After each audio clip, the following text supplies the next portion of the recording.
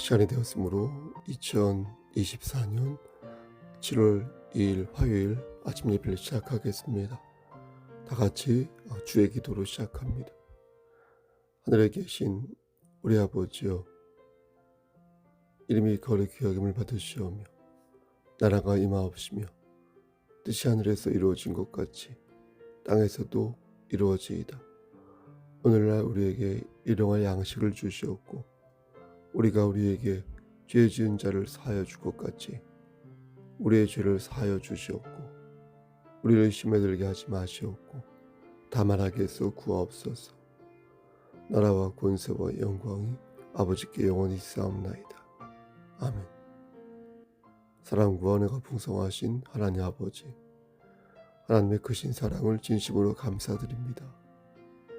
우리에게 영원한 생명을 허락하여 주시고 이렇게 새로운 날을 맞이해서 예배로 하루를 할 수 있도록 혹은 예배 드릴 수 있도록 우리의 마음을 주장하여 주심을 진심으로 감사드립니다. 하나님, 우리가 간절히 바라고 하는 것은 우리가 받은 은혜를 이 세상 사람들과 함께 나누고 사람을 낚는 어부가 되어서 하나님을 기쁘시게 하는 삶을 살기를 소원합니다. 우리에게 맡겨진 사명을 잘 감당할 수 있도록 하시고 교회된 자로서 주어진 소명을 잘 받들어서 하나님을 기쁘시게 하는 삶을 살 수 있도록 주여 도와주시옵소서. 이 시간 간절히 바라고 하는 것은 심신이 연약한 우리의 지체들을 위해 기도합니다.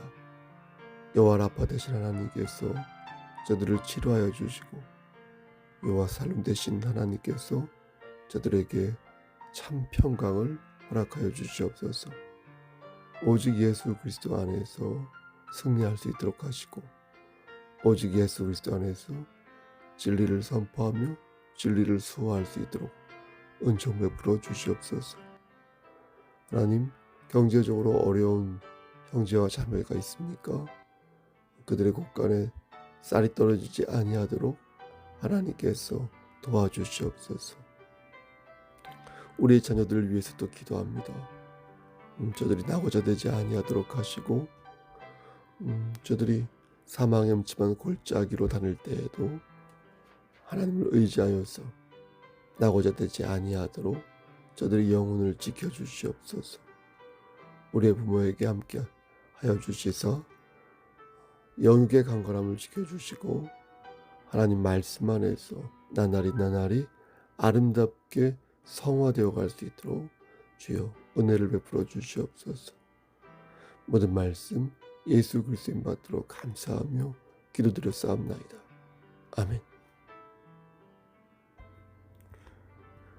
하나님 말씀 요나 1장 17절에서 2장 10절까지 말씀을 보겠습니다. 요나 1장 17절에서 2장 10절 말씀, 제 성경으로 구약성경 1288쪽입니다. 다 찾으신 줄 알고 봉독하겠습니다. 여호와께서 이미 큰 물고기를 예비하사 요나를 삼키게 하셨으므로 요나가 밤낮 3일을 물고기 뱃속에 있으니라. 요나가 물고기 뱃속에서 그의 하나님 여호와께 기도하여 이르되 내가 받는 고난으로 말미암아 여호와께 불러 아뢰었더니 주께서 내게 대답하셨고 내가 스올의 뱃속에서 부르짖었더니 주께서 내 음성을 들으셨나이다.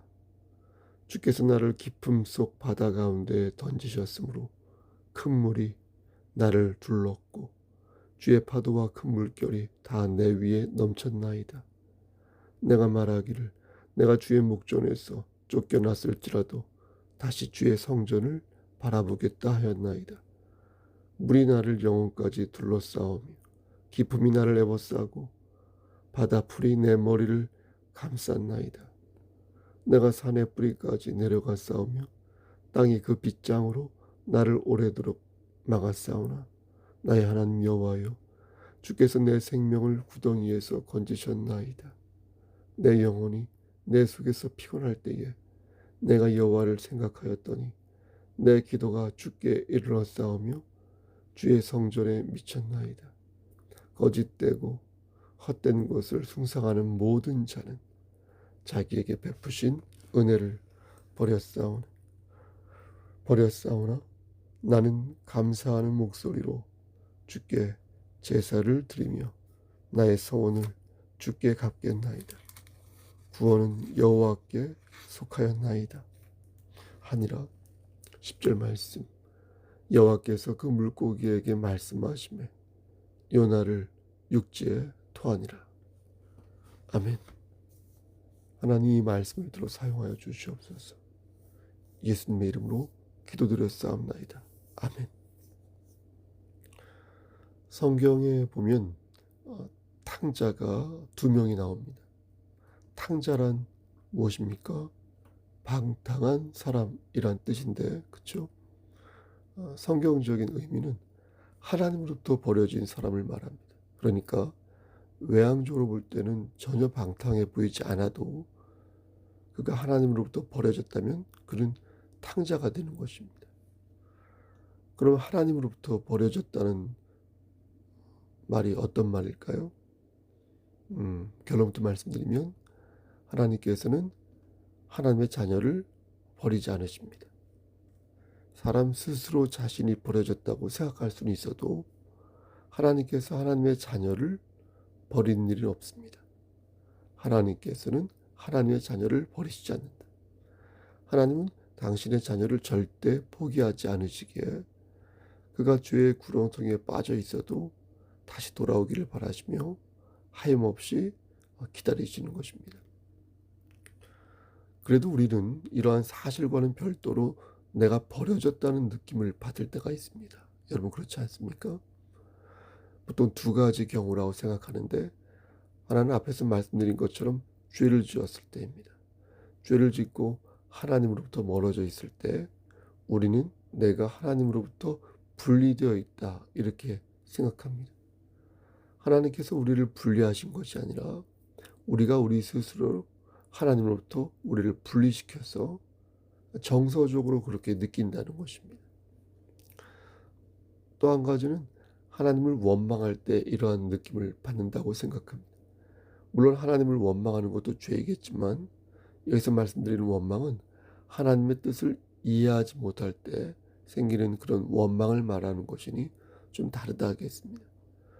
우리는 이렇게 하나님 앞에서 죄를 짓거나 아니면 하나님의 어떠한 섭리를 보고 서운하게 생각하거나 원망하는 마음이 들 때 내가 하나님으로부터 버려졌다라는 느낌을 받는 것입니다. 특이한 점은 하나님을 원망하는 사람들 있지 않습니까? 그런 사람들이 상당히 뻔뻔하다는 것입니다.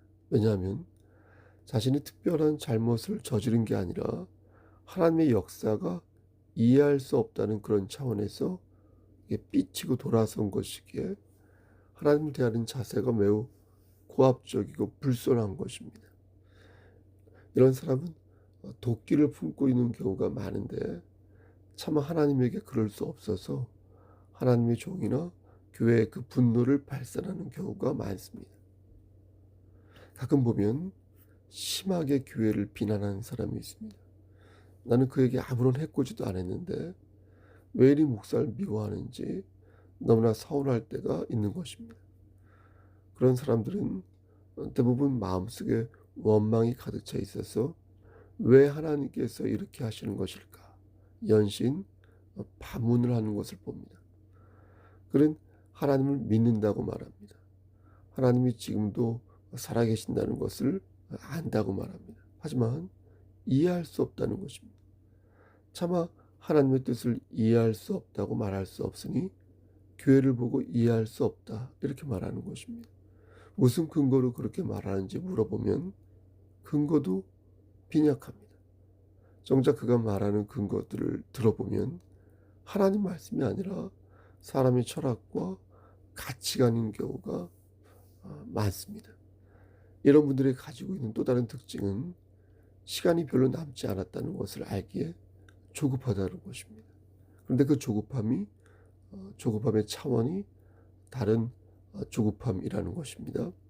예수님께서 십자가에 달려 돌아가실 때 양쪽에 강도가 달려 있었지 않습니까?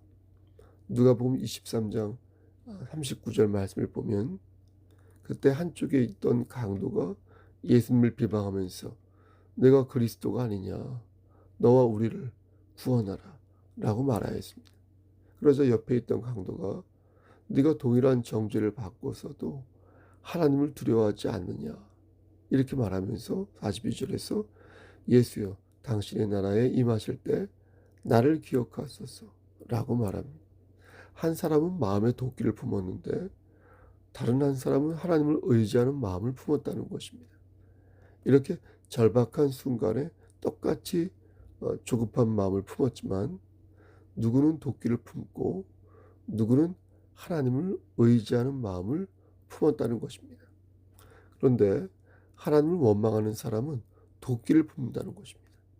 그래서 그 도끼가 살기가 되어 돌아올 수 없는 강을 건너게 되는 것입니다.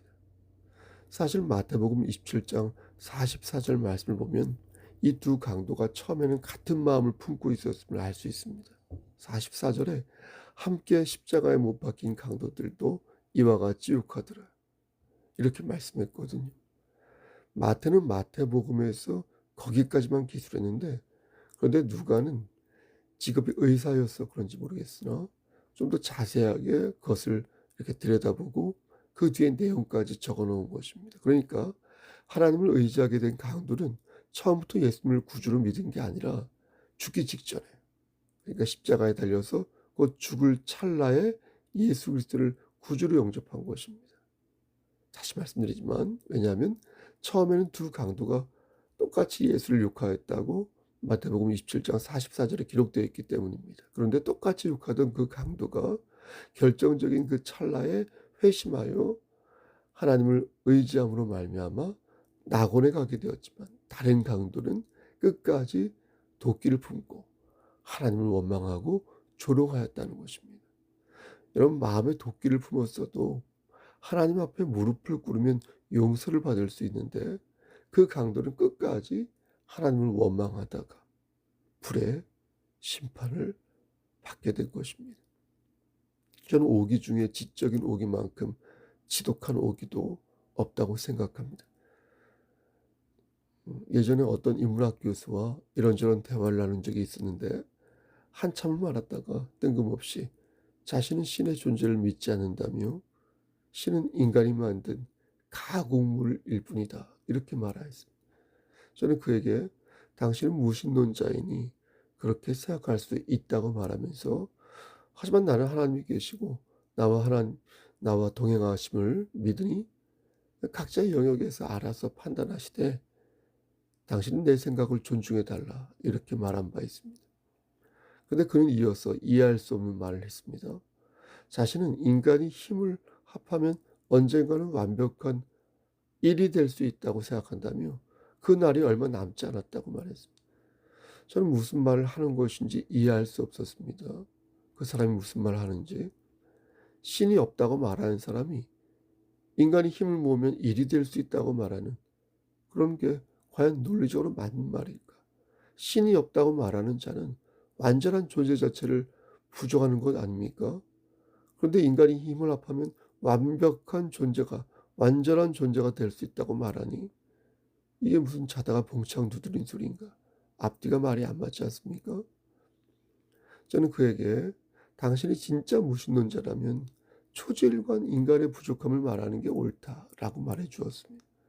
인간의 유한함을 인정하면서 그저 최선의 삶을 사는 정도만 기대하며 사는 것이 당신이 가지고 있는 지적 논리에 부합하는 것이니 시답지 않게 사람의 힘을 모아 완벽한 에너지를 만들 수 있다는 소리는 하지 마라.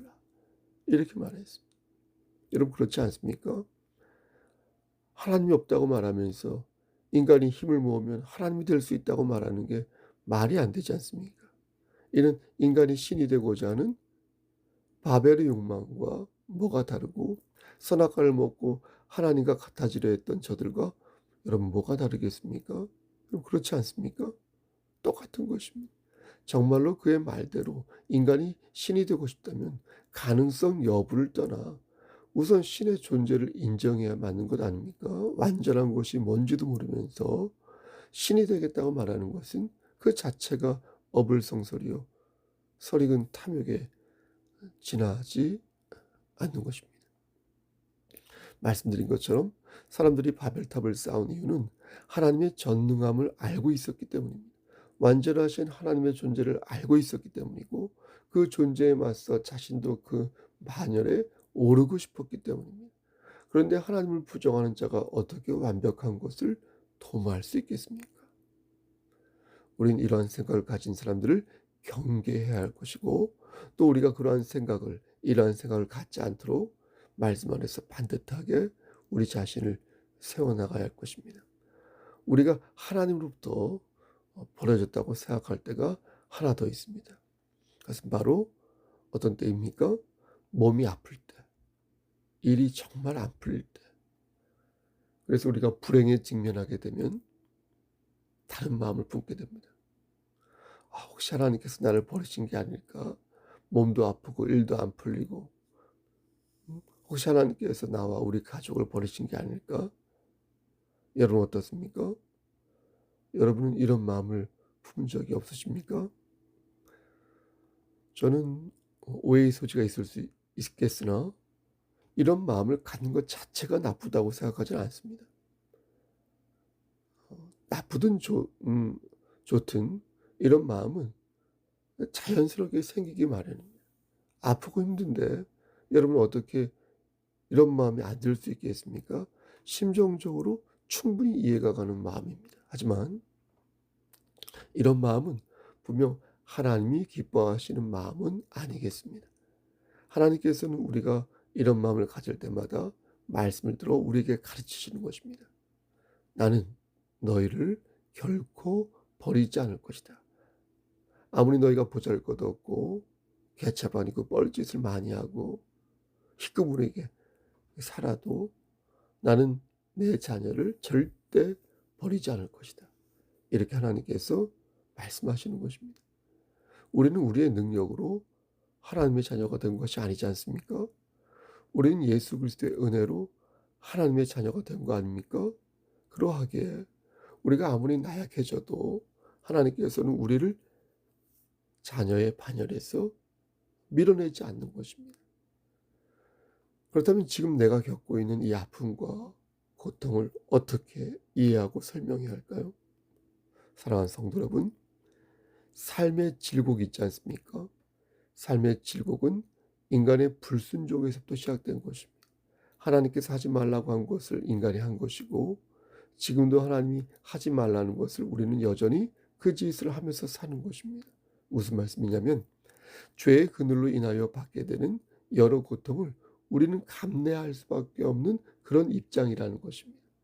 그런데 하나님께서는 우리를 위로하시는 것입니다. 그 고통을 멈추게 하는 방법은 존재론적인 한계 차원에서 볼 때 죽음밖에 없는데 아직 우리가 해야 할 일들이 많이 있으므로 남아 있으므로 그 죽음을 늦추신 것이고 그러다 보니 삶의 여정 속에서 고통은 불가피해지고 마는 것입니다. 여러분, 하나님께서는 우리가 이 잠시뿐인 순례의 길을 걷는 동안 하나님을 의지하기를 바라십니다. 이 잠시뿐인 순례의 길을 우리가 걷는 동안 우리가 마귀와 싸워 이기기를 바라십니다. 남아있는 생애 또한 정말 멋지게 하나님의 일을 하다가요. 하나님 품으로 돌아오기를 바라시며 우리가 뭔가 의미 있는 일을 하면서 하나님을 기쁘시게 하는 삶을 살면서 하늘의 상급을 이렇게 쌓아가기를 원하십니다. 이제 우리가 남은 삶이 얼마인지 우리는 모르겠으나 하나님께서는 고난 속에서 하나님을 더욱 의지하고 하나님의 뜻을 아름아름 실천하는 그런 삶을 우리가 살기를 바라신다는 것입니다. 그 생각의 근거요, 그러한 삶을 살도록 다짐하게 만드는 말씀 중 하나가 바로 오늘 본문이 되겠습니다. 오늘 본문에 나오는 요나는 어떤 사람이었습니까? 그는 선지자였습니다. 그는 하나님의 말씀을 신실하게 받던 자였습니다. 그런데 하나님께서 요나의 기대와 전혀 다른 뜻을 품으셨습니다. 요나는 신앙적 도리를 고려해 볼 때 니느웨 사람에게 복음을 전하는 것이 잘못된 일이라고 생각했습니다. 그들은 구제의 대상이 아니라 징벌의 대상이요 심판의 대상이라고 생각했습니다. 그것은 요나가 가지고 있는 신앙적 도리와 양심이었습니다. 심은 대로 거두는 생활의 도리였기에 충분히 생각할 수 있는 그런 신앙적 양심이었습니다. 하지만 하나님께서는 그렇게 생각하지 않으셨습니다. 그리고 당신의 뜻을 세우고자 요나를 계속해서 부르셨습니다.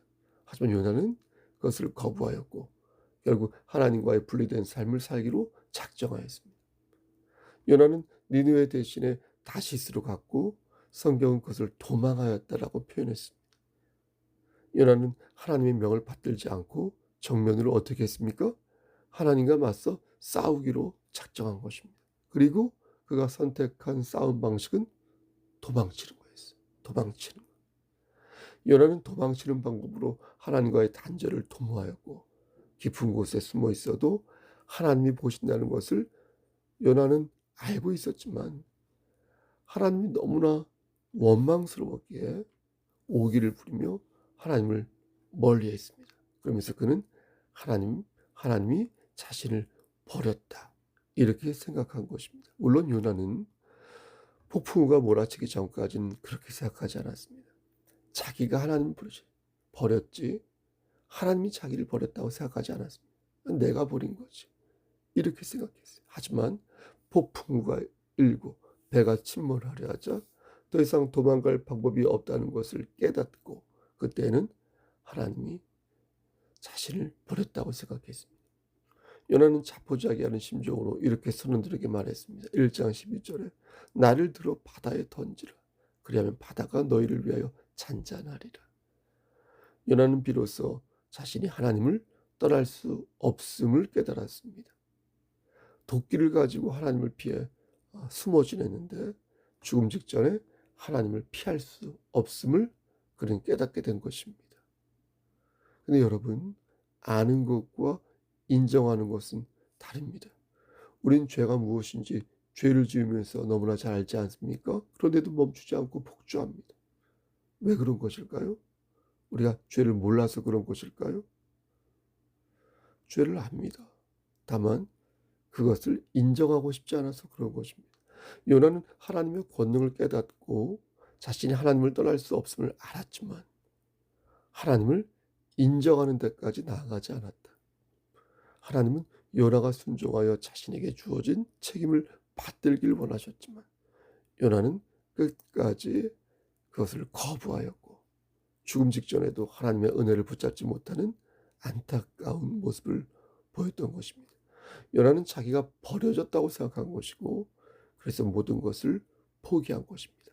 하지만 하나님께서는 요나를 위해 어떻게 하셨습니까?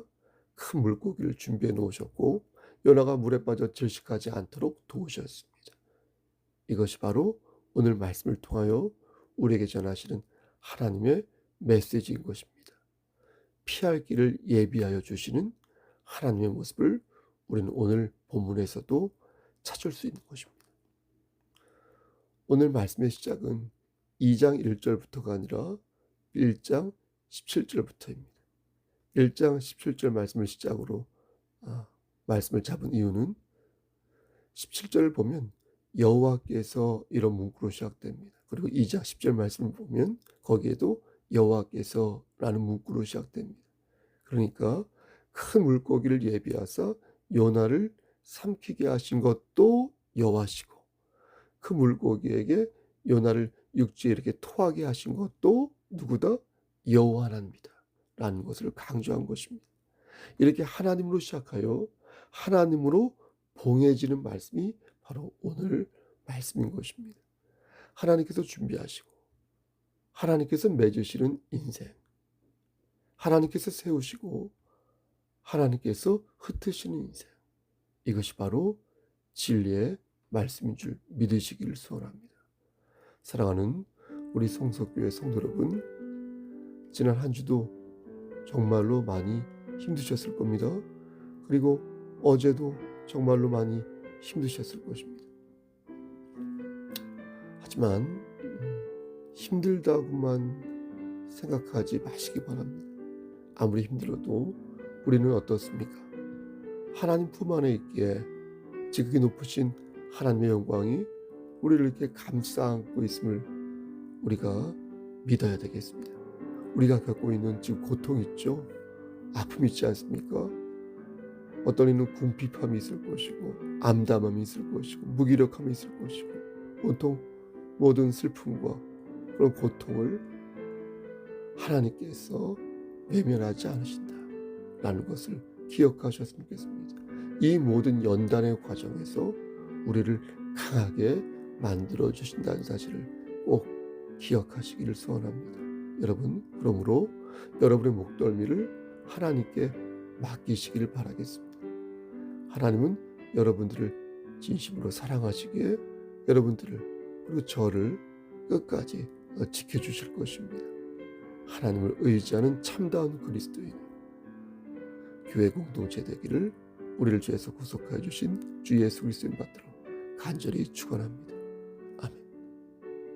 이제는 우리를 주에서 구속하여 주신 우리 구주 예수 그리스도의 은혜와 아버지 하나님의 만극하신 그 사랑하시고 성령님의 교통하시고 인도하시는 모든 역사하심이 하나님 말씀 안에서 모든 것들을 하나님께 의탁하고 매일매일 아름답게 성화되어 나간 그런 성도가 되기를 소원하는 여기 모인 성도와 그들의 가정과 이 재단과 이 나라 위에 하나님의 사랑하심이 세세토록 함께 계실지어다.